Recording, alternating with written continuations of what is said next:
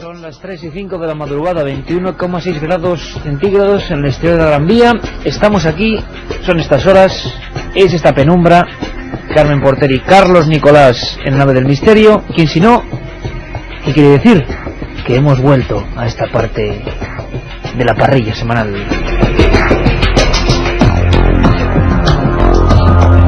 Y lo hacemos con más ganas que nunca, con más entusiasmo que nunca, porque significa que hoy, casi como le pasaba a Fernando Alonso, aunque espero que con distinta suerte, es como si esa bandera cuadriculada negra y blanca que da la salida, pues también se ondea para nosotros. Hoy comienza una nueva temporada. Los viernes ya os dimos los saludos. Los domingos, como sabemos que además hay otra audiencia, que a veces no se corresponde con la del viernes, pues aprovechamos, Carmen, pues para mandar un abrazo grandísimo a todos nuestros amigos, ¿no? Que a estas horas están ya aquí, espero que con lengua mejor que la mía, que ya es como la de Epi Blas en estos momentos, pero es que menudo arsenal que viene de noticias, de historias y también un factor que nunca se olvida en Milenio 3, de ciertas cosas que dan más o menos escalofríos.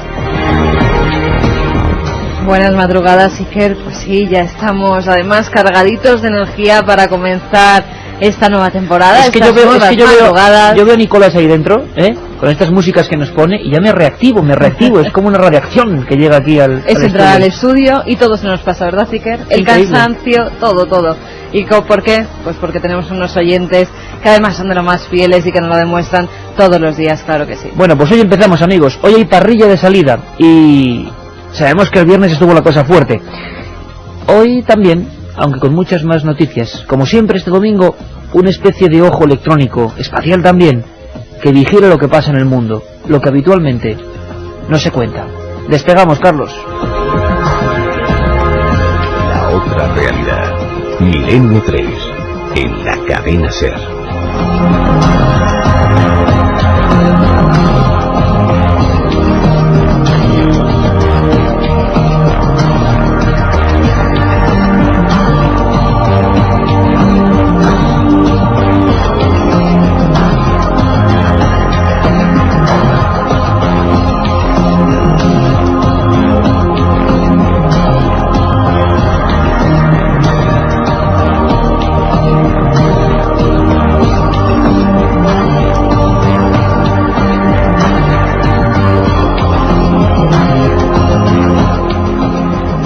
...7640, como siempre, vía de contacto. Estas madrugadas va a ser siempre un indicativo de que hay, bueno, mientras podamos, un obsequio. Y siempre los obsequios suelen ser o libros, o programas, o músicas. Queremos de alguna manera, pues, adentraros en sus mundos cósmicos, extraños a veces, siempre inquietantes, tan inquietantes como estas. Va a haber muchas secciones, historias nuevas a partir de esta nueva presentación, también se puede decir así, se puede redundar en ello. Carmen, el premio de hoy. Pues el premio de hoy son 3 ejemplares de Un viaje mágico por el Camino de Santiago, que ha escrito Mariano Fernández Urresti. ¿Y por qué? Es de la editorial EDAF. ¿Y por qué sorteamos este libro? Porque luego vamos a hablar cositas del Camino de Santiago, novedades en Milenio 3 que nos va a traer uno de nuestros colaboradores estrella.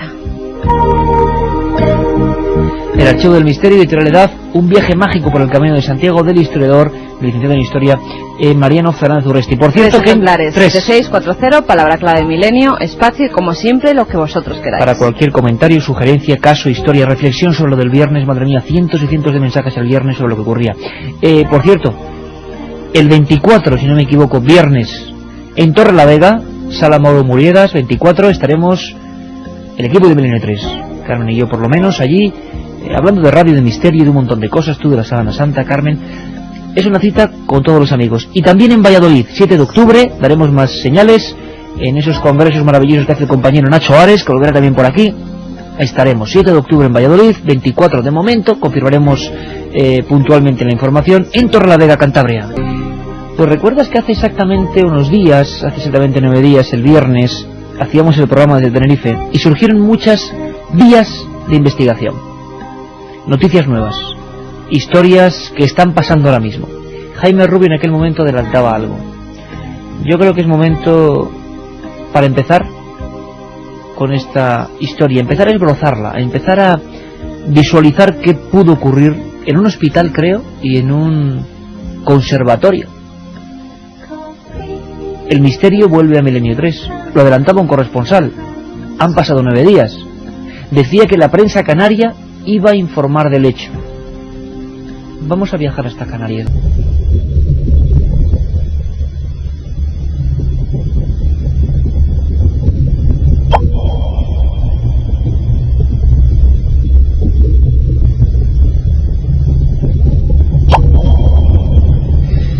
Esta música que creó nuestro compañero Carlos Nicolás, hoy de nuevo al frente, ya lo hemos dicho, de la nave del misterio, es una introducción perfecta para este tema que viene a continuación.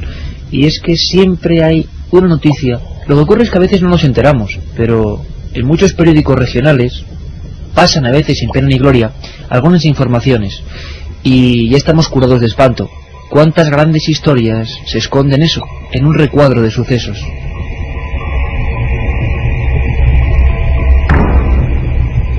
Hace una semana exactamente, Carmen, que Jaime Rubio, en ese programa especial desde Tenerife, nos informaba de que algo iba a ocurrir, ¿no? De que algo iba a pasar en los medios informativos y nos lanzaba como 2 píldoras un par de primicias.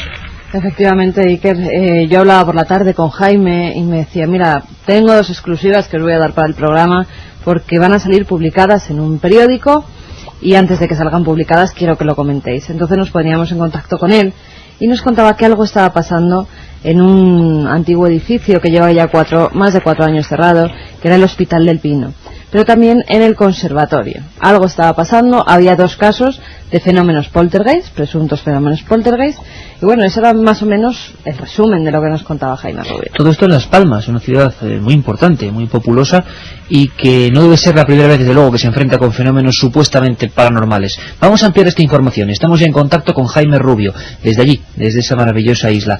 Jaime, buenas madrugadas, amigo. Buenas mañanas, porque ya es madrugada, ¿no? Ya estamos prácticamente en el umbral del nuevo día, ¿no? Sí. Bueno, que tenéis una hora menos allí.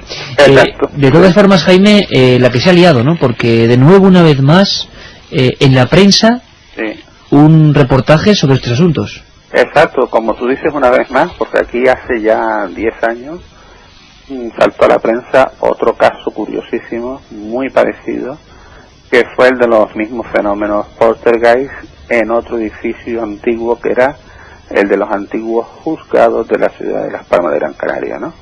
El periódico que lo ha sacado a la luz es La Provincia de Las Palmas, ¿no, Jaime? Esto que estamos hablando hoy, que es lo de los casos de la Clínica del Pino y el Conservatorio, ha sido, sí, el periódico que lo sacó fue La Provincia de Las Palmas. Un tirón de orejas también para la provincia, porque dice que lo escucha en un programa radiofónico. El programa radiofónico es Milenio 3, que se citan las fuentes. Siempre Exacto. Los periodistas, compañera en este caso, hay que poner los datos. Bien está esa marca. El Pino es de los otros, haciendo un juego de palabras. Con la película famosa, ¿no? Exacto, decía, el Pino es de los otros. Vamos a ver, Jaime, sinceramente, datos sobre la mesa. ¿Tú crees que es para tanto? ¿Que no? ¿Era una historia que tú seguías hace tiempo? Sí, yo tenía noticias de esa historia, ¿no?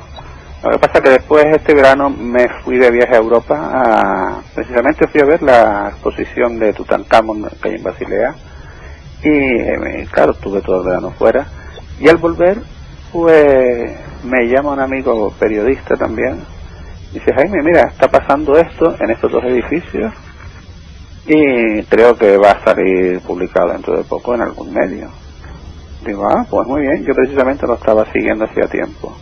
Y efectivamente, después que yo lancé la primicia en Milenio 3, se ve que otro medio de comunicación, en este caso el periódico de la provincia, escuchó el programa y me llamó y me pidió información y ellos después investigaron por su cuenta, ¿no? Bueno, Jaime, para nuestros oyentes, ¿qué es lo que deberíamos destacar? Estamos ante un caso en el que ocurren diversos fenómenos, por lo menos la prensa en titulares habla de ruidos raros, gemidos, objetos que desaparecen, ascensores que se gobiernan solos, dice sí, todo esto con testigos, con datos concretos, leyenda urbana o investigación profunda que bueno, que está ahí hace mucho tiempo. Sí, la investigación lleva yo creo que aproximadamente 1 año por ahí, ¿no? En el caso de la Clínica del Pino, me consta que ha habido guardias de seguridad que ya no trabajan ahí, se tuvieron que marchar, incluso se fueron a la península, porque claro, ellos no pueden decir que están ocurriendo estas cosas porque parece que tienen miedo, ¿no? Pero el caso es que sí, que por ejemplo, uno de ellos relata en este mismo periódico que cuando fue a coger el ascensor para hacer su ronda, el ascensor, sin él tocar ningún botón, le sube directamente a la planta 2.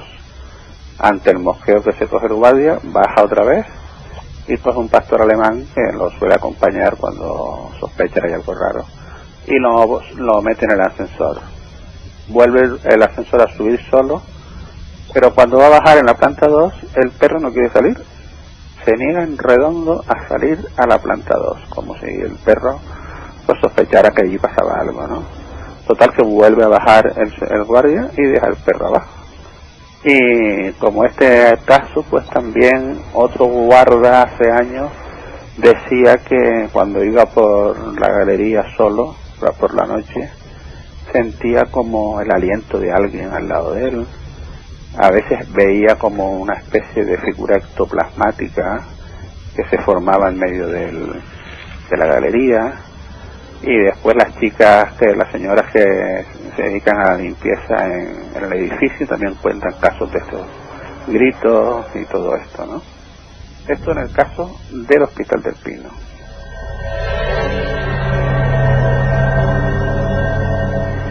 Es curioso porque, Jaime, muchos amigos inmediatamente, además a través de mensajes, claro, lógicamente el tema de los hospitales siempre ha estado muy presente, con una conexión muy directa.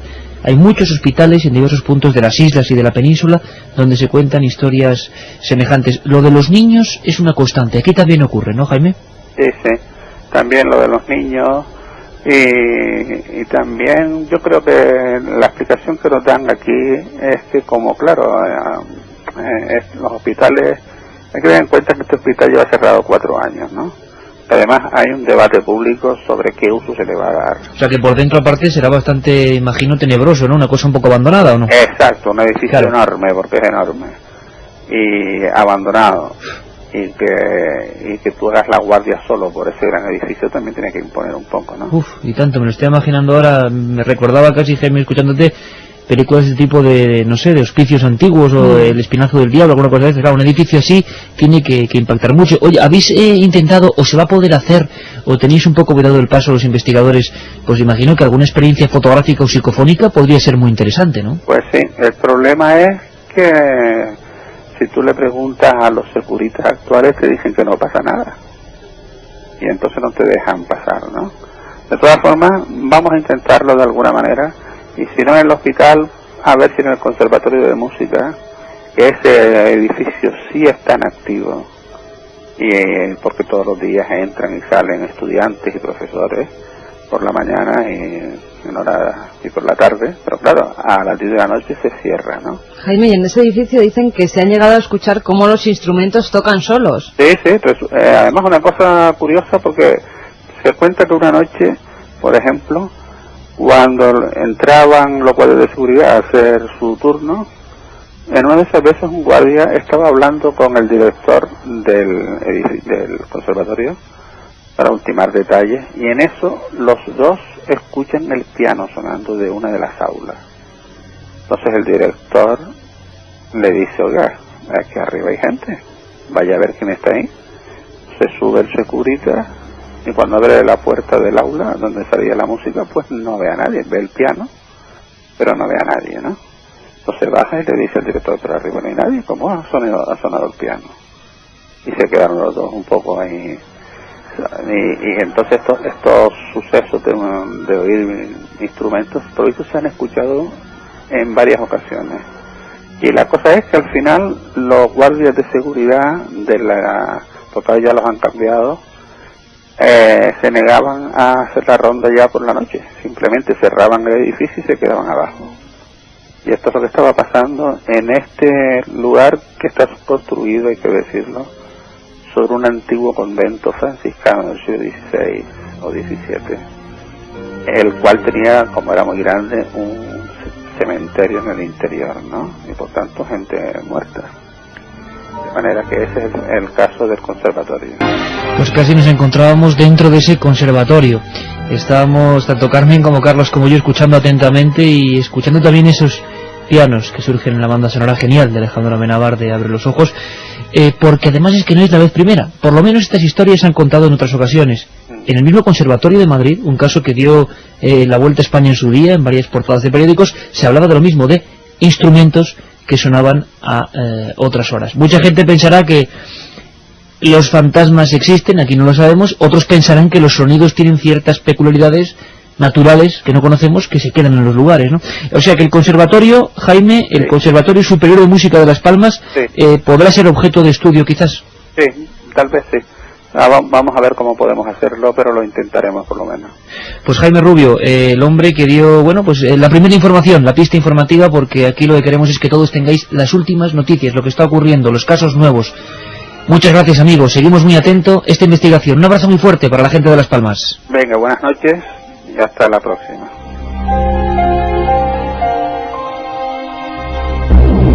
La otra realidad. Milenio 3. En la SER.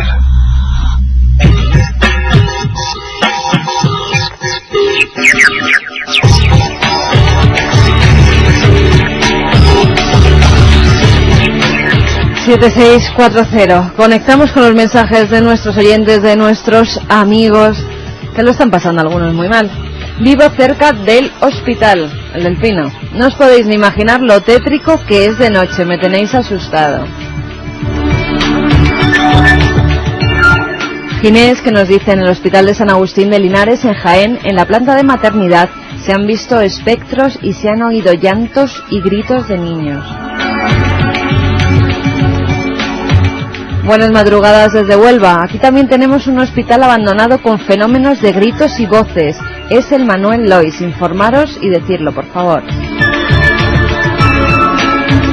Ángel de Palencia: soy vigilante en un hospital psiquiátrico. Yo solo. ¿Os imagináis un poco mi estado? Estoy helado de frío. Seguid así. Besos a todos. 3:23. Como siempre, transformando en directo. Vamos a ver, no hace falta ni que os lo diga, ¿no? Llevamos... va a ser 3 años juntos, ¿no? Llevamos 250 programas juntos. Ya, 7640. Vamos a preparar el siguiente programa, amigos. Hospitales con misterio. Por cierto, un momento, Carmen, porque veo aquí pasa de todo ya. Vamos a intentar hacer una conexión por primera vez en la historia dentro de la nave del misterio. Pantallas, discos y Carlos Nicolás. Porque me está haciendo gestos. ¿Qué pasa, Carlos? ¿Tú también conoces alguna historia cercana o qué? Buenas noches, pues sí, yo conozco... Aquí tenemos a Carlos Nicolás, por vez la primera, voz de Carlos Nicolás. La voz de uno de los ídolos ya de este programa. Carlos. Aquí estoy. Existo. Existes y estás ahí, no es una ficción. Carlos, existe realmente esa leyenda, ¿no? Yo sé que en Navacerrada hay un hospital donde todavía se pueden ver los expedientes de los enfermos por ahí. Sí. ¿Podemos algo hay. ¿Podemos intentar documentarnos para saber qué ocurre? La próxima semana sabremos más.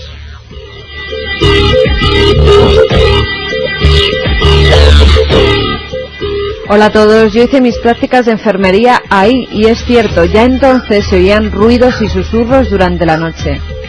En el hospital hizo las prácticas, en el de El Pino.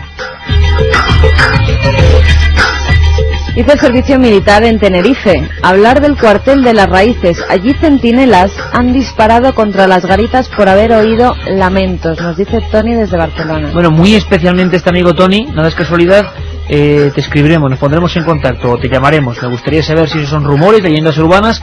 Hay más casos en otros puntos. Empezamos la investigación en vivo. Hay muchas historias, muchas leyendas. Hasta Carlos nos contaba ahora mismo una, aquí en Madrid, Navacerrada, y en Huelva creo que hay otra muy importante. En Sevilla, el Hospital de las 5 Llagas, si no recuerdo mal. Y cuidado, esto no está hecho ni para asustar a nadie, ni mucho menos. Podemos creer, haciendo caso de la lógica, de la navaja de Occam, ¿no? Lo más lógico es lo más probable, pues serán leyendas urbanas, serán historias. Pero ¿por qué se repiten en ciertos lugares? ¿Por qué coinciden esos lugares con sitios de dolor habitualmente, ¿no? De duelo. Bueno, pues queremos adentrarnos en eso. Y que seáis vosotros quienes empecéis esa investigación, como hicimos con el tema de las carreteras, que por cierto, sin decir muchos nombres, pero quizá no quieren, ha sido por otra vía, milenio3@cadenaser.com, alguien muy asustado con la historia que contábamos de los alfaques. Recordad, Javi, un conductor de Zaragoza, veía una serie de personajes, justamente él no era consciente de dónde estaba, era con su mujer y con su hija, justo frente a las puertas del camping de la tragedia tremenda de los alfaques. Un grupo de gente vestidos como turistas estrechando la carretera, en mitad de la madrugada, uno de ellos sin rostro, totalmente negruzco, algunos con pantalones cortos, con un cubo en la mano, con una gorra. Es la descripción de este amigo, que luego cuando se enteró de la tragedia, imaginaos, de más de 300 muertos al final, heridos hubo muchísimos en ese camping por una explosión de gas tóxico. Bueno, pues ahora recibimos un mensaje en vivo, Carmen, de una persona que sufrió una visión idéntica casi, ¿no? Nos escribía un mail José que nos dice: estimado Iker y a todo tu equipo, a raíz del programa del pasado día 10 en el que se relataron apariciones en la carretera, especialmente la descrita en el camping de Los Alfaques, me vino a recuerdo un caso muy similar que nos ocurrió a un compañero de trabajo y a mí. Era una noche del mes de noviembre o diciembre del año 1991 y nos dirigíamos desde Andorra a Barcelona y debido a un despiste no pudimos coger el túnel del Calí, creo que se llama así, y nos desviamos hacia un pueblo llamado Solsona. Había mucha niebla y hacía mucho frío. En uno de los tramos de la carretera tuvimos que reducir la velocidad hasta unos 50 km por hora debido a la falta de visibilidad por los bancos de niebla y las carreteras que entonces en aquella zona pues no eran muy buenas. Lo que vieron, lo recuerdo como si fuese hoy mismo, nos dice, se trataba de una figura humana situada a 1 metro del borde de la carretera por la parte derecha. Tuvimos que esquivarle y lo vimos perfectamente. Iba vestido como si tuviera puesto un traje de vestir, pero sin corbata ni chaqueta, solo con una camisa blanca que destacó muchísimo al enfocarle con las luces. Cosa rara con el frío que hacía. Además llevaba un maletín en la mano, y aquí viene lo bueno, tenía el rostro totalmente negro.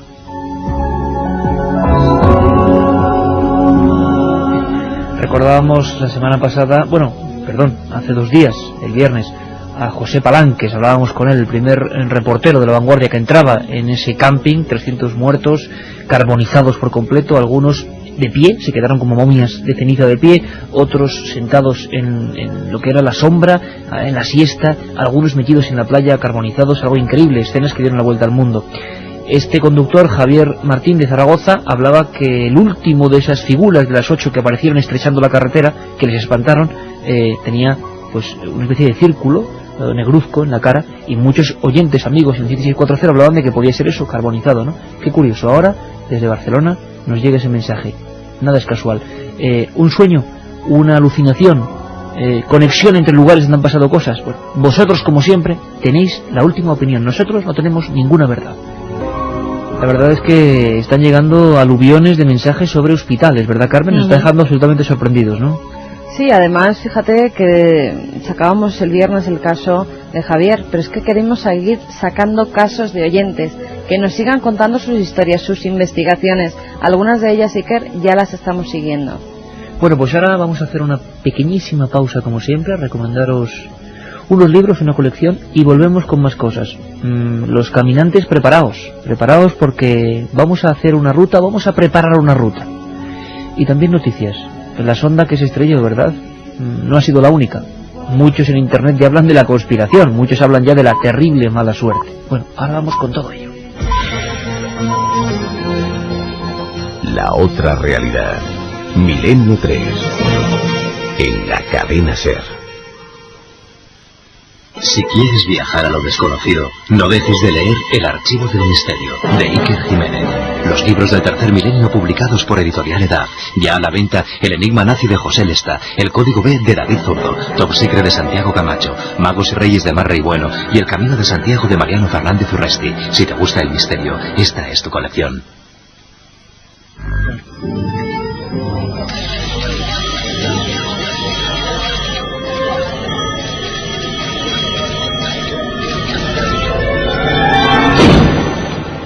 Milenio 3. Una ventana abierta hacia otros mundos. Milenio 3. Milenio 3. Cadena SER. Pase lo que pase. La actualidad de Teletipos nos trae coincidencias, como siempre, curiosas, interpretaciones diversas de la actualidad. En esta ocasión, vámonos de lo tenebroso de un hospital abandonado. Vuestra investigación en vivo, ya sabéis, 3 libros del Camino de Santiago, su versión más extraña, de Mariano Fernández Urresti, de edad. Y bueno, ascendemos de esos edificios viejos al cosmos.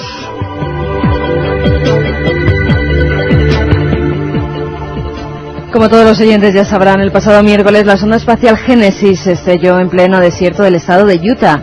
Ahora los científicos de la NASA han logrado recuperar los envases con forma de disco de oro que contienen las partículas de viento solar conseguidas durante los 3 años que duró el viaje de la nave por el espacio. Los átomos recuperados pueden ayudar a la comunidad científica a explicar cómo se creó el sistema solar hace 4.500 años, según afirma la NASA. Pero esta Iker no ha sido la única sonda que ha sufrido este tipo de accidentes. Las Phobos, tanto la primera como la segunda, desaparecieron en 1988 cuando sus controladores soviéticos las dirigían hacia la luna marciana, que les daba nombre. Una de ellas envió una foto en la que se observaba una forma no identificada que algunos investigadores interpretaron como un ovni. La Mars Observer, esta sonda de la NASA lanzada en 1992, llegó a Marte en agosto del 93. Nada más insertarse en la órbita del planeta, perdió todo contacto con la Tierra. Todavía hoy se ignoran las causas de esa pérdida. La Mars Climate Orbiter. Bueno, mi inglés es muy así, pero bueno, lo intento pronunciar. Una serie de errores en su programación hicieron que esta sonda se volatilizase durante la maniobra de inserción en órbita en septiembre de 1999. Según los expertos, la nave se desintegró al chocar con la atmósfera de Marte. La Mars Polar Lander, en 1999 también, la Agencia Espacial Estadounidense perdía este módulo de aterrizaje al fallar sus cohetes de frenado durante el descenso. Al parecer los motores se detuvieron antes de tiempo y la sonda se estrelló contra el suelo a gran velocidad. Y por último, Beagle 2, este pequeño laboratorio embarcado a bordo de la Mars Express, desapareció sin dejar rastro el 19 de diciembre de 2003. El módulo, que no tenía capacidad de maniobra, debía descender con unos paracaídas que nunca se abrieron. Vaya lista y vaya ristra, ¿no?, que dirían algunos. Madre mía, no nos extraña que muchos hablen de la maldición de Marte. Por cierto, Carmen, sería importante comentar una última noticia muy interesante en el mundo de la ciencia, que nos puede hacer conocer muchas más cosas de ese planeta siempre enigmático, ¿no? Porque uno, cuando dice Saturno, ve el eterno mundo que todos de niños dibujábamos con la raya alrededor, ese gigantescos en plural, y mágicos anillos, y también yo por lo menos veo ese dibujo tremendo de Goya, ¿no? Saturno devorando a sus propios hijos. Lo que ocurre es que tenemos novedades importantísimas. Pues sí, que la Agencia Aeronáutica del Espacio ha asegurado que la sonda espacial Cassini, que el material ha encontrado en el anillo, está vinculado a Atlas, una de las 33 lunas de Saturno, cuya existencia ha sido confirmada hasta ahora por las imágenes transmitidas por esa sonda. También han afirmado que a mediados de julio, la sonda Cassini transmitió imágenes de 2 nuevas lunas minúsculas del planeta. El científico inglés Cal Murray, de la Universidad Reina María, en Londres, descubrió la existencia de una posible tercera nueva luna, y tal vez de una cuarta, Iker, durante una revisión de imágenes transmitidas por la sonda. Sin embargo, los científicos no están todavía seguros de que se trate efectivamente de una luna o de un cuerpo flotante en las proximidades del planeta. Si lo fuera, es pequeña porque tiene un diámetro de 4 o 5 kilómetros y sería pues la más pequeña de todas las lunas de ese planeta. Los científicos también han detectado variaciones en la órbita de la posible nueva luna que señalarían la existencia de otro satélite natural de Saturno. ¿Qué creéis? ¿Conspiración? ¿Algo pasa en el espacio? Yo desde luego lo que sí que creo, y es de las pocas cosas en que tengo fe o dejo de tenerla, es que conocemos muy poco, y desde luego conocemos un poco del espacio. Lo repito siempre, hace no mucho tiempo, hace menos de un lustro, se reían algunos científicos, entre comillas, a carcajadas de quien hablara de agua, de posibilidad de agua en el sistema solar, no solo en Marte. Y fíjate, la tenemos aquí en la siguiente manzana del espacio. ¿Acaso será que conocemos mucho menos y que nuestra egolatría y nuestra visión centrípeta de las cosas, muy medieval por cierto, de que somos el centro de todo, es una soberana majadería? Eso tendría que ver con el espacio, con lo que pasa en los hospitales, con lo que pasa en las carreteras. En definitiva, ¿no somos una panda de ignorantes? Habrá que ver todo con las gafas de la humildad, eso siempre lo primero.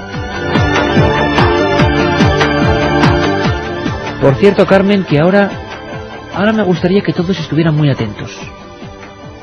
Sería importante iniciar un viaje. Va a ser una importante novedad. Antonio Contreras, buenas madrugadas, amigo. Buenas noches, Iker, Carmen, don Carlos. Buenas noches a todos los oyentes de Milenio 3. Vaya flores que me estáis echando en la primera intervención de la temporada. Sí, hombre, hay que presentar a nuestra gente fiel, hay que presentarla siempre como se merece. Yo creo que las ampollas, los calambres, esas vías rompepiernas, valdrán la pena con tal de hacer realidad una temporada más el espíritu de Milenio 3, ¿no? Este año era año Xacobeo, donde está la noticia está la SER, y donde está el misterio está Milenio 3. Y la idea, Francisco, ¿cuál es exactamente? Para que nuestros oyentes puedan comprenderlo. Es decir, tú te vas a calzar esas botas de peregrino, vas a coger el bastón de peregrino, y... La vieira, importante. Sí, pero seguramente vas a contarnos cosas del camino que no son muy conocidas, ¿verdad? Hombre, el fin del camino es que todos los oyentes, todos los caballeros del tercer milenio sean peregrinos, ¿no? Voy a intentar fotografiar etapa a etapa, y son 33.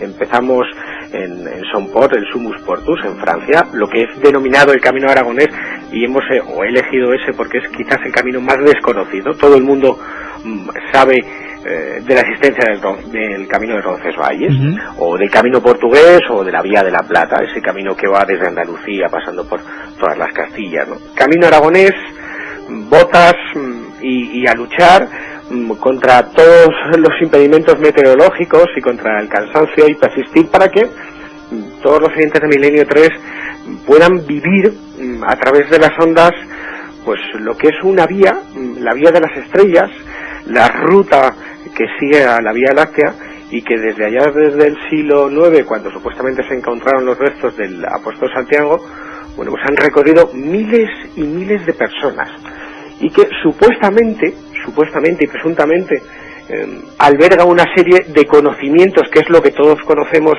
iniciáticos, cabalísticos o alquimísticos, dejados por órdenes como los templarios o como los caballeros de Cristo o como los hospitalarios, en el arte, en la arquitectura, con esos sigillum, esos sellos que dejaban los gremios, esos picapedreros hoy conocidos como masones, que lo que hoy hay en día no tiene nada que ver con lo que había en esa época del medievo. Pero sobre todo, Iker, vamos a intentar rescatar más casos, más sucesos, más incidentes o capítulos relacionados con lo insólito, porque tú eres un experto en la historia OVNI, ¿no? Tú te has recorrido estos campos de Dios buscando a los no identificados, y yo, por ejemplo, tengo mucha ilusión en contar que en el camino, en un sitio muy concreto, que es donde se juntan todos los caminos, el camino francés y el aragonés, en Puente de la Reina, en febrero de 1976, en un pequeño altozano llamado El Ristro, hubo uno de los grandes casos OVNI con humanoides. Y tanto. Y hubo uno de los grandes casos, y yo tengo muchas ganas de contarlo a través de los micrófonos de la SER, porque fue portada, no sé si te acuerdas, de la revista Stendek, un pequeño panfleto, revista dedicada a la ufología, que titulaba Humanoides en España en 1976. O casos como la observación que hubo en octubre de 1974 en Logroño, titular del ABC. El titular rezaba: una base de ovnis en La Rioja. O casos como el acaecido en enero de 1975 en Burgos, o en la comarca de Briviesca. O los sucesos vividos, quizás la primera oleada de Foo Fighters, de estas luces populares de las que hemos hablado en diferentes ocasiones, allá por las fechas estivales de 1968 en los campos de Boadilla, en León. Oye, Carmen, se le ve emocionado a este hombre con su reportaje. Yo le tengo varios encargos, porque no solo hay que mirar al cielo. Dentro de las iglesias hay que mirar, Francisco. Hay que buscar los Baphomet, ¿no? Que te lo vas a hacer solamente. No solo eso, Cristos muy extraños. Ah, sí. Si pasas por Limpias, por ejemplo, en Finisterre vas a tener que hacer las fotografías tremendas del Cristo que hay allí. Francisco empezó hablando de enigmas del cielo, pero permitidme una pequeña pausa porque va a haber mucho más.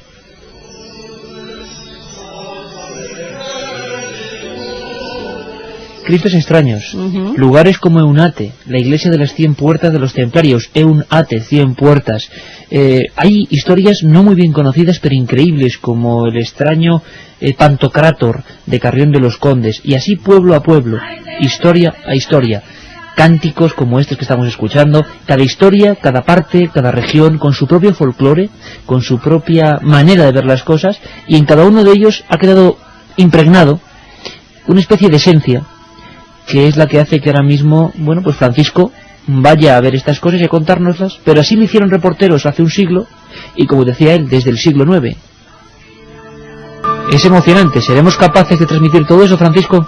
Hombre, yo creo que sí, y sobre todo de que lo vivan, ¿no? El fin de esta sorpresa para esta nueva temporada es que los oyentes descubran un Camino de Santiago diferente, viviéndolo, ¿no? Y sobre todo informando, hablando desde el lugar de los hechos, pero sobre todo hablando desde el lugar de los hechos para que podamos recoger y registrar lo que es la esencia de cada comarca, de cada lugar, ¿no? Por ejemplo, cuando lleguemos a los Montes de Mercurio, como lo llamaban los romanos, a las médulas en León, intentar buscar esos subterráneos en las minas de oro, vaya lugar, los sellos templarios, o esto te va a gustar, Iker, buscando la esencia de los maragatos, ese pueblo maldito español, uno de los muchos como los urbanos, ¿no? Sí, sí. O buscando ese Gaudí iniciático en Astorga, es verdad, una conexión rarísima, ¿no? O, por ejemplo, las extrañas leyendas que hay en un lugar muy cerquita de Estella que se llama el Valle de los Desvelados, donde hay unas esculturas fúnebres con forma de calavera humana, ¿no? Cada rincón un misterio, ¿verdad, Francisco? Una forma diferente de ver la vida. Cada rincón algo insólito, una forma de vivir lo insólito distinta, y sobre todo una esencia que vamos a intentar que quede registrada en los micrófonos de la SER, y que cada peregrino en su casa, en su cama, algunas veces pase miedo, pero otras veces descubra la esencia del Camino de Santiago, ¿no? Esa vía que desde casi hace 900 años, bueno, pues decían los más eruditos que era como el juego de la oca. Lo importante no es ganar, lo importante es persistir y llegar. Un juego como la vida misma.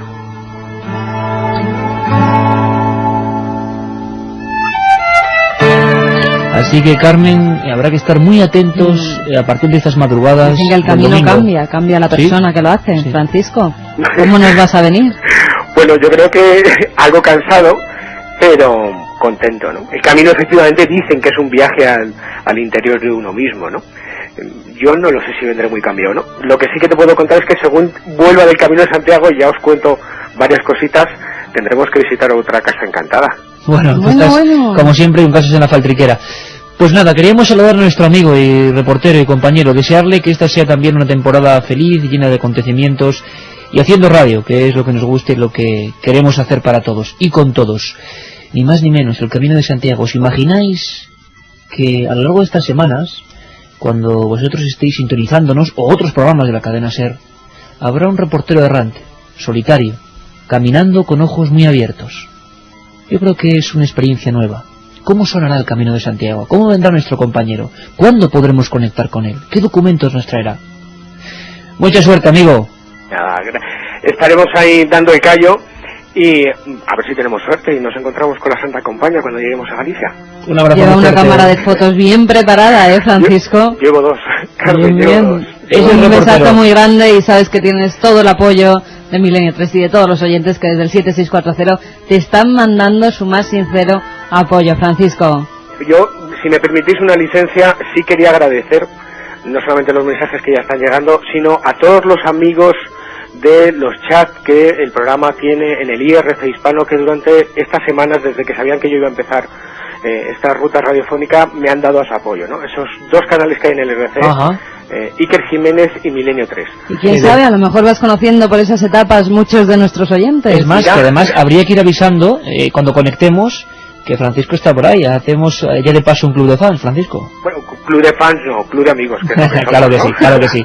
Por supuesto, un abrazo muy fuerte, amigo.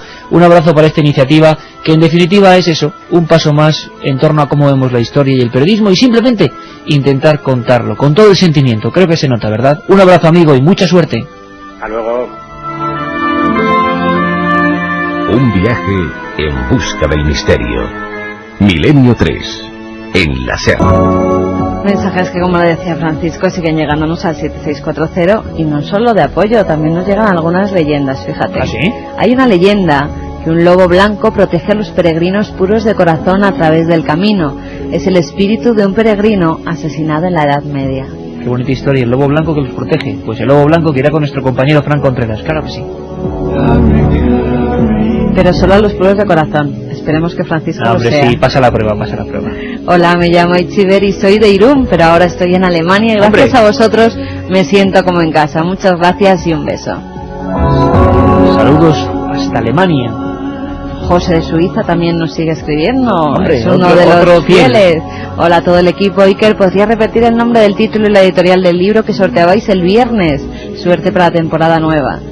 Pues será Un mensajero en la noche, Belacqua, de la editorial Belacqua. María Vallejo Nájera, María Vallejo Un mensajero en la noche. Muy rápidamente, vamos como siempre con un libro que es ya desgraciadamente difícil de encontrar y con una novedad. El libro antiguo que os recomendamos, aunque no es muy antiguo, tiene exactamente 12 años, es Edgar Allan Poe, Cartas de un poeta, la correspondencia de ese hombre que vivió entre la genialidad y el alcohol, ese poeta maldito, esa persona que malvivía en colaboraciones, en revistas, se esforzó, tuvo muchas dificultades y sobre todo una historia que sigue siendo un misterio que recrearemos aquí, su extraña muerte.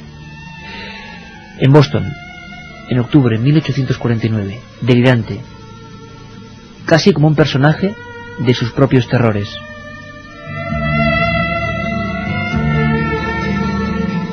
En este libro, que de verdad es imprescindible para acercarse a la historia interna de ese genio incomprendido, Edgardo Allan Poe, el autor del Cuervo y tantas otras historias que todavía ponen la carne de gallina, habla y dice, y vemos sus letras, y son terribles.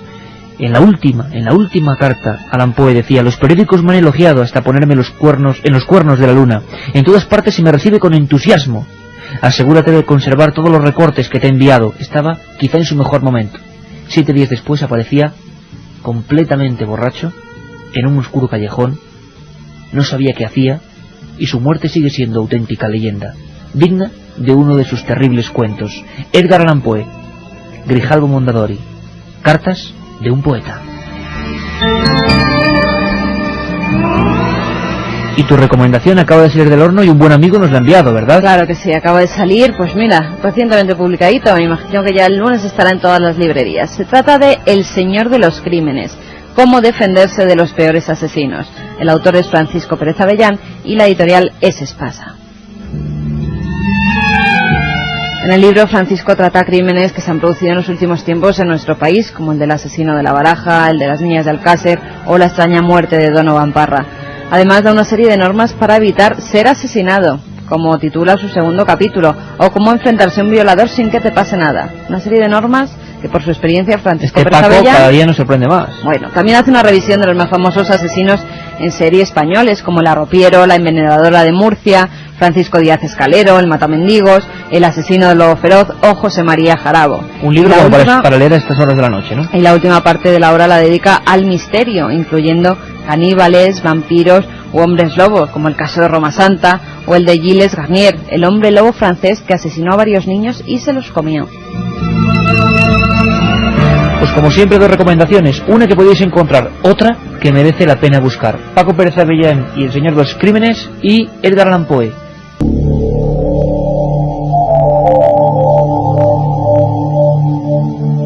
Cuatro menos 5. Carmen, antes de seguir con... Bueno, están reventando el 7640. Bueno, cuando surge una idea que impacta en la audiencia y que quiere colaborar, se ve enseguida, como el día de los encuentros en la carretera y tantas otras veces que vosotros habéis hecho y habéis sido protagonistas de este programa. Pero tenía una noticia, entre todos estos papeles de teletipos que acaban de llegar, hay una que me parece muy curiosa, porque es un tema que hemos siempre sondeado. Descubren, Carmen, la parte del cerebro humano donde al parecer se producen esos misterios cotidianos con los que nos enfrentamos todos los días, los sueños. Un equipo de científicos suizos del Hospital Universitario de Zúrich cree haber localizado la parte del cerebro en la que nacen los sueños de las personas. Los investigadores hicieron el descubrimiento cuando trataban a una mujer que había dejado de soñar después de un derrame que le había afectado un área profunda de la parte posterior del cerebro.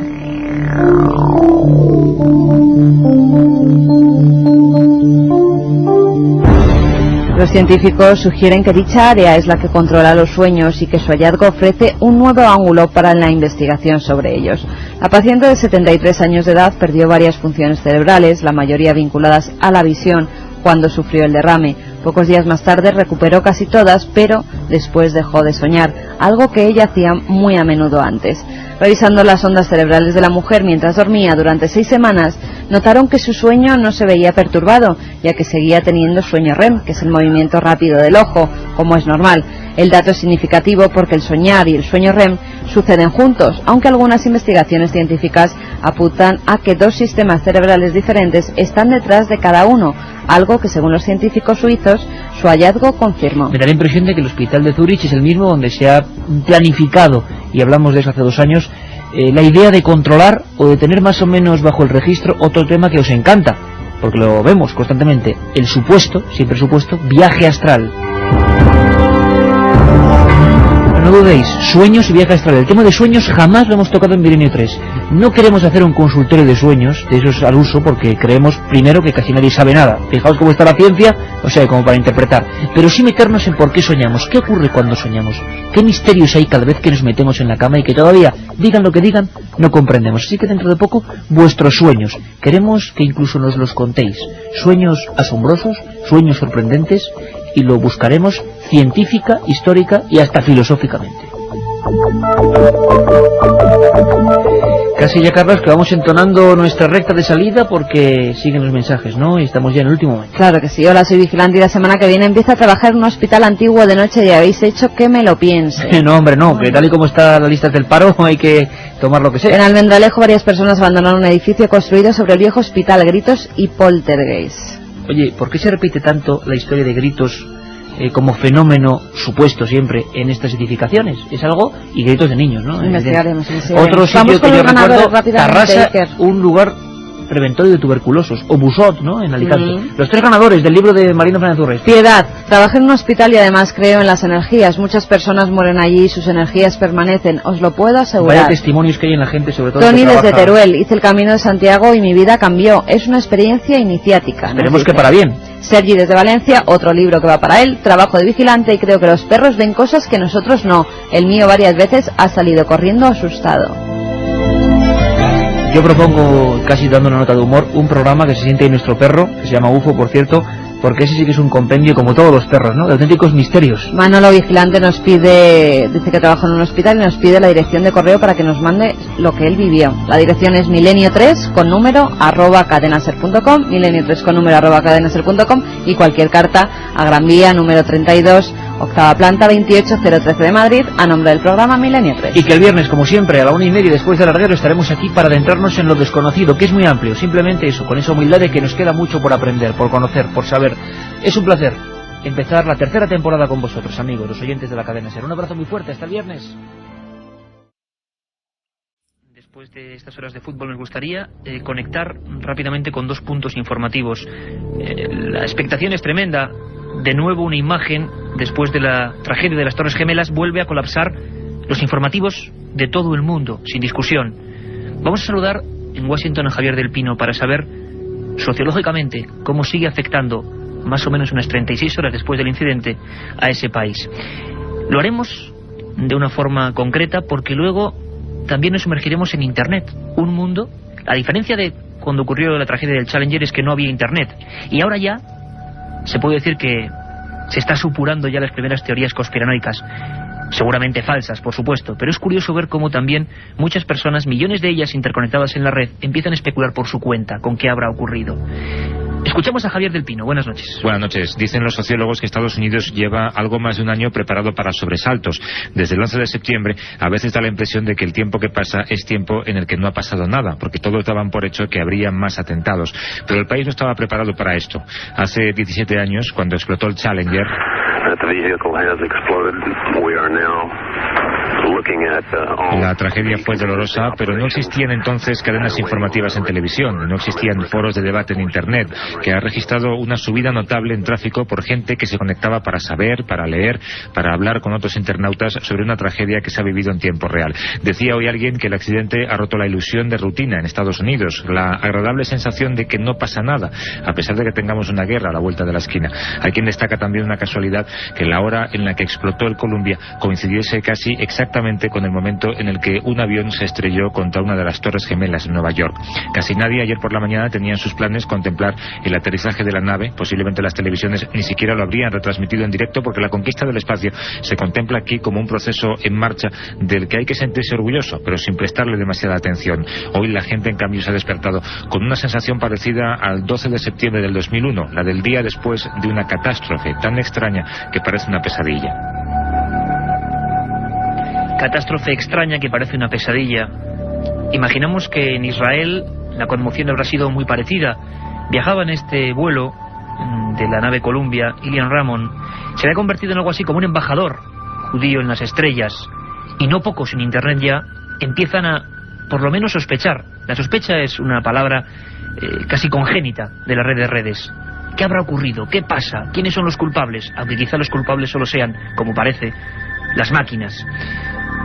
Buenas noches en Jerusalén, Julio de la Guardia. Buenas noches desde Jerusalén. La pérdida del primer cosmonauta israelí, Ilan Ramon, ha supuesto una auténtica conmoción nacional. El primer ministro Ariel Sharon ha ordenado colocar a media asta las banderas de todos los edificios públicos en señal de luto por la muerte de quien fuera durante unos días el primer embajador de Israel en el espacio.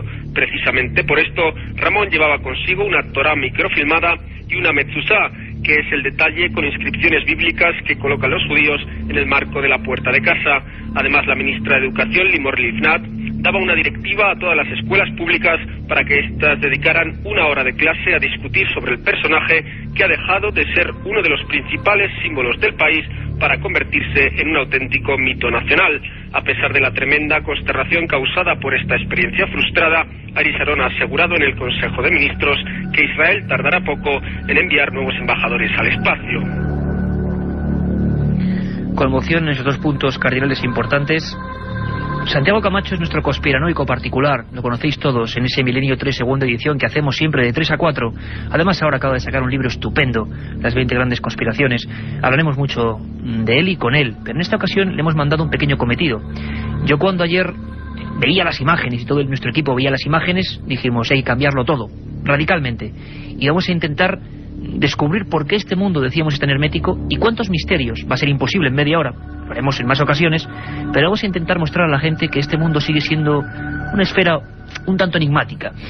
Santiago Camacho inmediatamente se ha metido en todos esos foros que él conoce, foros de conspiración, foros de discusión, foros de debate, porque la opinión pública, la auténtica leyenda urbana, esa que tanto nos hace disfrutar de ella Katia Rocha todas las madrugadas, las leyendas urbanas son ya instantáneas, están surgiendo, hay rumores. Lo que no esperábamos, y esto creo que nos ha contado, es que un representante de la propia NASA ha sido, hace escasamente un par de horas, el que ha realizado, digamos, una pequeña bomba informativa a nivel cibernética. Nos lo cuenta Santiago Camacho. Pues básicamente se está poniendo de manifiesto dos aspectos muy interesantes de este tema.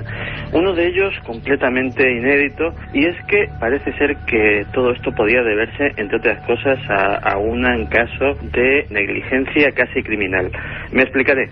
Don Nelson, ingeniero de la NASA durante 36 años, escribió recientemente, ni más ni menos que al presidente Bush, para pedir una moratoria en las misiones de la lanzadera espacial, puesto que los recortes de presupuesto estaban haciendo que las medidas de seguridad se estuviesen relajando excesivamente. No se le hizo caso y bueno, él vaticinaba una catástrofe en una de las futuras misiones, algo que desgraciadamente se ha hecho realidad. Por otro lado, otros conspiranoicos están barajando la posibilidad de que en un futuro se pueda utilizar este desgraciadísimo incidente como uno de los muchos pretextos para la guerra futura contra Irak, pensando en que un análisis no demasiado independiente pudiera llevar a la conclusión de que había habido un sabotaje donde en realidad ha habido un accidente. Internet que hierve en todo el mundo con suposiciones muchas veces completamente erróneas, pero que nos demuestra qué importante para la opinión pública a partir de ahora es este mundo informático y ultrademocrático en el que cualquiera puede decir a cualquiera cualquier cosa. Recordáis seguro a Yuri Gagarin, ¿verdad? Y vamos a dedicar lo que resta del programa sobre todo a los astronautas rusos, el mundo más cerrado en sí mismo, los que no informaban nunca de casi nada, y ahora periódicos como Pravda, basta decir que era la voz de la Unión Soviética, empiezan 50, 40 años después a desvelar historias dignas del misterio, dignas de la ciencia ficción, pero reales, con hombres y fallecidos reales. Vamos a dar hoy sus identidades, vamos a comentar sus circunstancias. Yuri Gagarin, ahora Pravda lo ha sacado, que aterrizó, vamos a decirlo de una manera forzosa y mal, en un lugar que no era el adecuado, y cuenta Pravda que dos campesinas, imaginemos dos campesinas de una zona abrupta de Moscú, que ven a un hombre con una escafandra, con un paracaídas colgandero, con un traje casi reluciente, y que claro, casi se desmayan también. Yuri Gagarin dijo lo siguiente: no tengan miedo, soy uno de los nuestros, soy soviético, he descendido del espacio y tengo que encontrar un teléfono. Esto lo publica Pravda en el mes de abril, informes que no conocíamos absolutamente nadie. Pues bien, de todo eso vamos a hablar en un momento. La otra realidad. Milenio 3. En la cadena SER.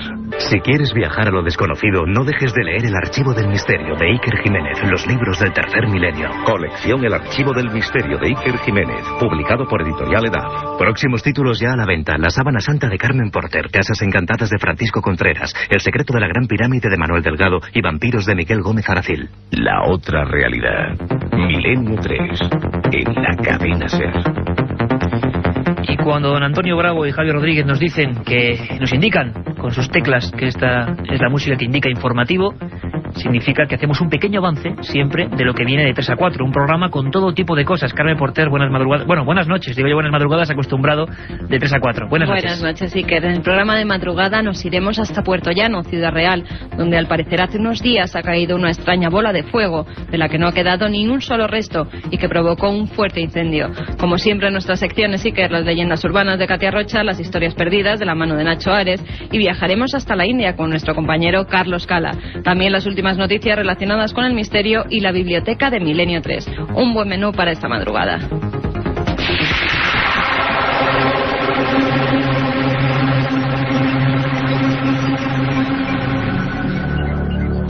Hablábamos de antes de Yuri Gagarin, un auténtico héroe nacional que ahora quizás se ha visto un poco soliviantado por informaciones realmente dramáticas.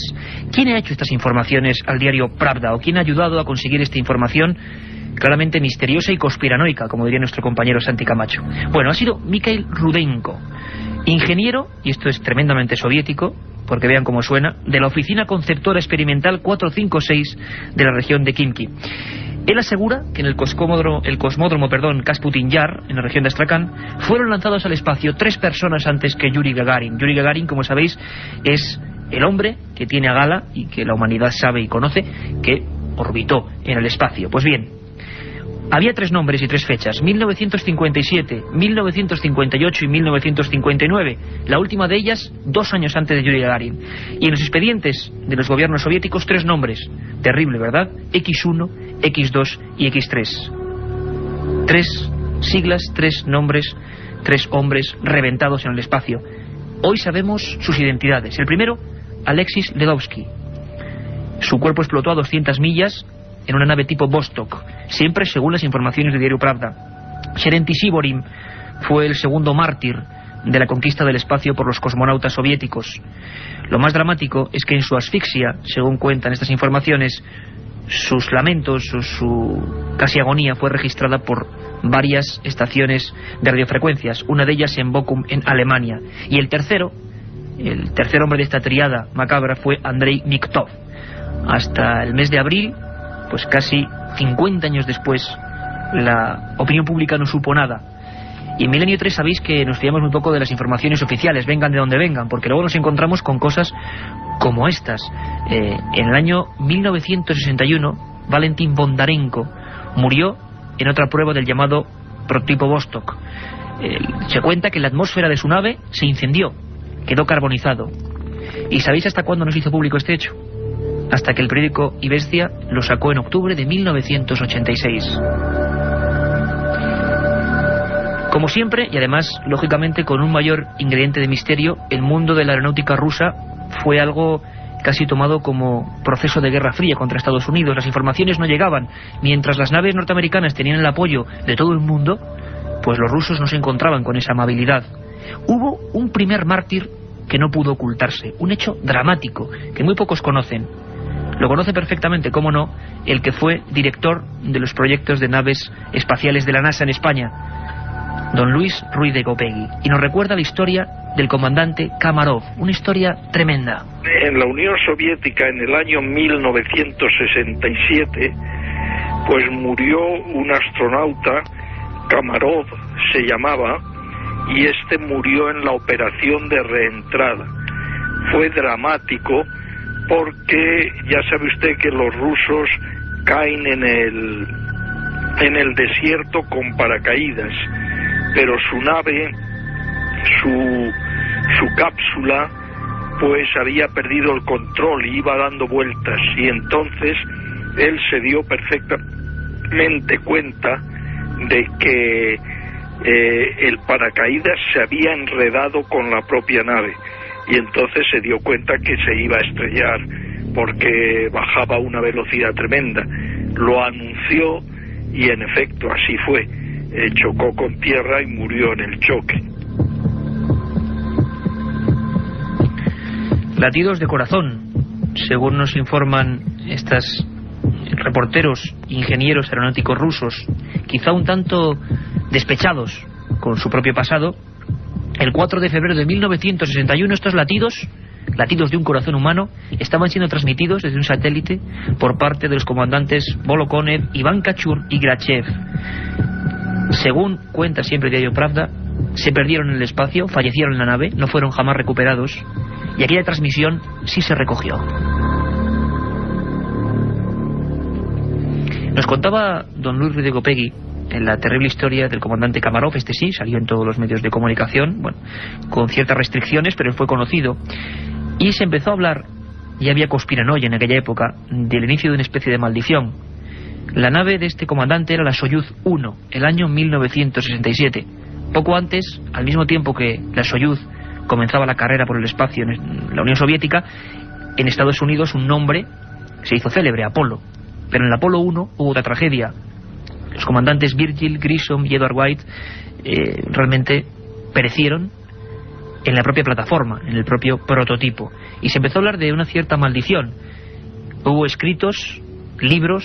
El primero, por ejemplo, el primer libro que llega en castellano sobre astronautas, Los hombres del espacio, año 1961, pues hablaban ya de las posibilidades de que el propio espacio, el cosmos, no quisiera que nosotros fuésemos exploradores. Eran, por supuesto, teorías de la época, una especie de miedo ancestral. 6 años después, las muertes del Apolo 1 y el Soyuz 1 hicieron que muchos pensaran exactamente lo mismo. Cuando realmente los norteamericanos llegaron a la Luna, los soviéticos tuvieron que emprender una carrera a contrarreloj. Dejaron de lado aquel proyecto tan publicitado y se concentraron en ser los primeros en otra cosa. ¿Qué otra cosa podía ser esa? Pues una de ellas se aseguraba que era el acoplamiento de varios astronautas en una especie de estación espacial. Por desgracia volvemos a hablar de 3 mártires, y son cosas, comprendo, no muy conocidas. Esto sí que se publicó incluso en España. La vieja y entrañable revista Algo y el redactor Marius Yeguet se hacían eco de la extraña historia de la Soyuz 11. Los capitanes, también militares, George Dobrovolsky, Vladislav Volkov y Víctor Patsayev, intentaban acoplarse a la nave Salut. Eran hombres casi bromistas, intentando contrarrestar la propaganda de Aldrin, Armstrong y Collins llegando a la Luna. Los rusos incluso dedicaron a ellos minutos de televisión, conexiones, había incluso chistes. Eran los héroes. Pero los héroes llegaron muertos, dentro de la nave, sin decir ni mu, y nadie nunca lo pudo explicar del todo. Se lo preguntamos a don Luis Ruiz de Gopegui, director de la NASA en España en aquella época. La Soyuz 11 se desacopló, estaba acoplada a una estación espacial, me parece que era la Salyut, no me acuerdo cuál, pero estaba acoplada. Se desacopló y al desacoplarse se produjo una pérdida de atmósfera, y entonces los astronautas no les dio tiempo de cerrar la llave de paso y la atmósfera se les fue fuera.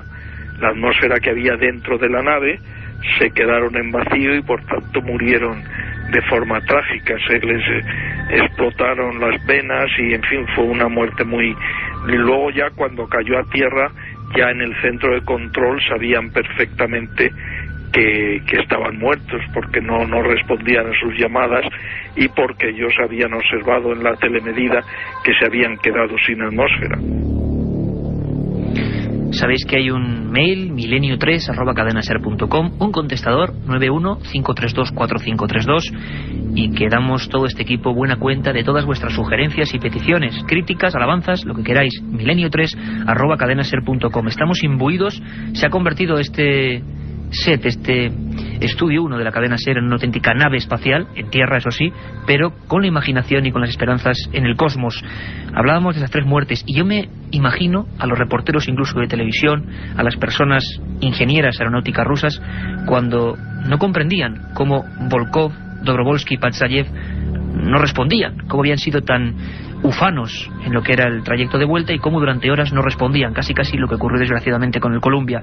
En este caso el drama fue mucho mayor. Se habló de lo que comentaba don Luis del Gopegui, pero mucha gente lo negó, habló de otras cosas. Se especuló en su día incluso con experimentos de cobayas humanas. Aquellos 3 hombres no llevaban escafandra, estaban sin los trajes protectores, los 3 con el cinturón puesto, los 3 muertos, en pleno silencio. Fueron enterrados como auténticos héroes de la nación. Volkov, Patsayev y Dobrovolsky, una de las historias más extrañas de la aeronáutica rusa, Soyuz 11 en 1971. Una muerte brutal, según nos comentaba don Luis de Gopegui. Y esas especulaciones continuaron y fueron fomentadas incluso en Estados Unidos. Propaganda, misterio, autenticidad. Uno de los periodistas que más se metió en esta historia fue Frank Edwards. Y me vais a perdonar, pero es que estas historias son reales, pero parecen pura ficción. Frank Edwards, reportero que hizo varios libros, tenía encargado a su editor una edición de un libro que según iba a ser un gran bestseller: Los misterios de la aeronáutica rusa. Contaba, o quería contar, Frank Edwards en ese borrador que jamás se publicó después y que hizo patente o difundió uno de sus editores, que tenía información secreta en el año de 1968 sobre pruebas realizadas adrede negativas sobre los cuerpos humanos de los soviéticos. Quizá no solo se refería a Volkov, Patsayev y Dobrovolsky, sino a otros muchos, quizá a los primeros X1, X2 y X3 que reventaron el aire antes de Gagarin. Quizá quería publicarlo en el 68 Frank Edwards. Frank Edwards apareció en su viejo coche con un tiro en la cabeza. Y después, en esta historia extraña del mundo de la aeronáutica, nos tenemos que ir evidentemente a el Challenger. Esa historia que realmente recordamos todos en una imagen patética, tremenda. Esa historia de esos 7 valerosos hombres que perdieron su vida. También aquí hubo misterio. También aquí hubo gente que dijo que lo predijo. Pero claro, es muy sencillo poder decir a toro pasado que uno, como si fuera un Nostradamus cualquiera, pero en falso, pues realmente ve cosas. Pero hubo un escritor, Jenny Randles, que lo dejó por escrito 3 años antes. Javier Sierra nos lo cuenta. Ella tuvo un sueño muy particular y lo escribió. Habló de que ella había visto cómo de noche salía el transbordador espacial hacia el espacio y que aproximadamente 1 minuto después del lanzamiento uno de los depósitos de combustible ardía y explotaba la nave en vuelo. Claro, salvo el detalle de la noche, el resto de los detalles son muy ajustados a lo que después ocurrió, y esto pues tuvo en jaque a esta mujer durante varios meses, que se dedicó a recoger otras experiencias similares de personas que también habían soñado con el accidente del Challenger, pues aproximadamente desde hacía 1 o 2 años antes de que tuvieran lugar esos acontecimientos. Incluso en registros como el Registro Central de Premoniciones, que es una iniciativa que lleva muchos años funcionando en los Estados Unidos, se registraron varias notas haciendo alusión a la eventual explosión de un transbordador espacial. Lo que no coincidía en aquella época, porque muchos de aquellos sueños hablaban de un accidente cuando el transbordador espacial regresaba de una misión espacial, lo que no se ajustaba a lo que ocurrió en 1986, desde luego se ajusta como un guante a lo que ha ocurrido hace apenas unos días. Jenny Randles, que escribía en noviembre del 83 esa premonición, ese estallido del Challenger.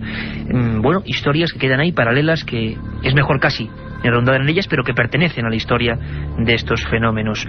Una cosa de la que hablaremos seguro, los fenómenos extraños en torno a astronautas, y hay documentación que os va a sorprender, es por ejemplo los cambios de conciencia que se producen en muchas de estas personas. Uno de ellos, por ejemplo, fue Edgar Mitchell, del Apolo 14. En febrero del 71 tuvo una misión increíble: experimentar telepáticamente, y esto se publicó en todo Estados Unidos. Nos lo cuenta también Javier. Este hombre tenía que ser sujeto tanto emisor como receptor de las ondas telepáticas de un supuesto dotado paranormal muy conocido en aquel entonces en Estados Unidos, llamado Olaf Johnson, que debía transmitir mediante el poder de su concentración, las imágenes típicas de las cartas Zener, unas cartas que se utilizan en experimentos telepáticos desde hace muchos años y que recogen imágenes geométricas muy precisas. El resultado de aquellos experimentos fueron 275 ensayos, pues fue bastante sorprendente porque hubo un índice de aciertos que superaba casi el 40%. Después de aquel vuelo del Apolo 14 sufrió una transformación personal muy seria y se convirtió en uno de los principales defensores de la validez científica de la parapsicología, llegando incluso a ser uno de los miembros fundadores de una organización internacional importante que entonces recibió el nombre de Instituto de Ciencias No Éticas y que se ha dedicado prácticamente hasta nuestros días a defender precisamente que todo lo relacionado con investigación psíquica humana debería tener un lugar de honor en todas las universidades del planeta. En definitiva, enigmas que sobrevuelan, nunca mejor dicho, a los hombres del espacio, estos auténticos héroes. Iremos sabiendo muchas de ellas, seguro. Don Luis Ruiz de Gopegui, nos comentaba que a día de hoy vamos empezando a saber muchas cosas, sobre todo de la aeronáutica rusa, que se ocultaron. Algunas terribles, muertes de cientos de civiles. En todo el tiempo que existió la Unión Soviética, pues en efecto no había ninguna transparencia, y entonces pues así como los americanos indicaban todo lo que hacían y todo lo que pasaba, y cuando había muertos pues indicaban el número de muertos y todo, pues los soviéticos no lo hacían así porque su política era completamente distinta. Una vez que apareció Rusia, pues se han empezado a desvelar muchas cosas y entonces se ha sabido muchas cosas que antes no se sabía. Pero lo que es evidente, porque esto se detectó desde el espacio, que los soviéticos tuvieron explosiones muy importantes en la rampa de lanzamiento.